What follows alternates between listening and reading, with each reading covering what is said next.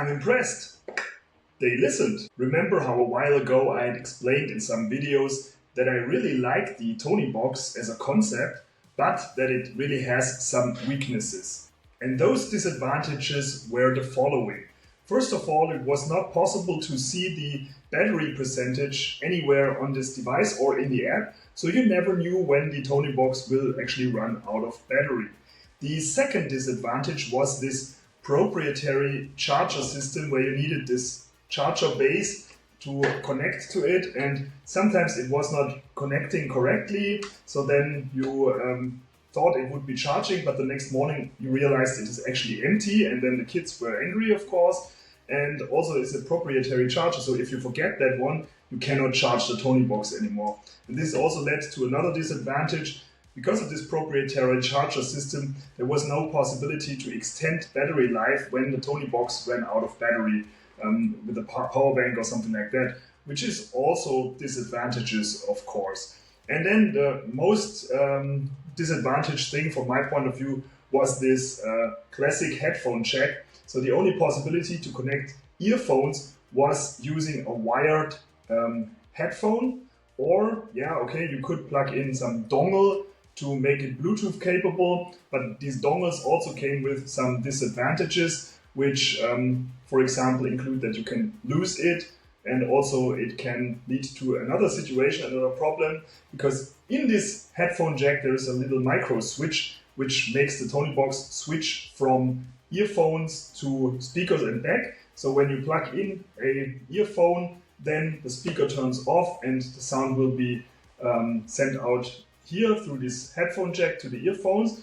But sometimes when you took out this earphones, then the micro switch inside will be somehow stuck, and then it will never turn on the speaker again. And this can also happen if you have such a dongle and you repeatedly put it in, out, etc. This is all not ideal. I had also created a tutorial how you can retrofit Bluetooth to the Toniebox with a mod. So you have to open the Toniebox and then solder a Bluetooth PCB to the original main PCB of the Toniebox. But with that, you are then able to use Bluetooth headphones with the Toniebox. Recently, I came to the situation that, I have two kids, and they were always fighting for the Toniebox, who can listen to it. Now that my little one is getting also a little bigger and he has also some clear interest in listening to some stories and having his own Tonys, we needed a new Toniebox, a second one. And then I came across the new Toniebox, which is the Toniebox 2, looks like this.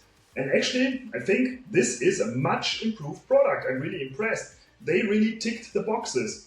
First of all, it is now possible to check for the battery percentage in the app, and you can even get a push notification when the battery is empty. This is good. The second advantage now is that you have USB-C for charging. So this is really great because it's a standard adapter, right? USB-C is everywhere, so you can use any charger you have to charge the Toniebox. You can never forget to bring this charger base, which is so annoying, etc. And also you can now plug in some power bank or other thing to extend the battery life if the Toniebox is empty. So this is already really great, but then there is another advantage, and it comes with Bluetooth. So you can now use Bluetooth headphones. At least that's what they market. But I bought it, it's brand new, and at the moment this feature is not yet available. So this gives me another little minus, but it will change hopefully soon so that you will be able to use the headphones with Bluetooth. And then I think this is a much improved product. Be aware this is not sponsored or anything. I just wanted to mention that I really think it's good that they listen to their customers and to the pains they have and improve the product. Now the only thing that's missing is that this guy is not only blinking, but also would talk to Home Assistant. That would be great.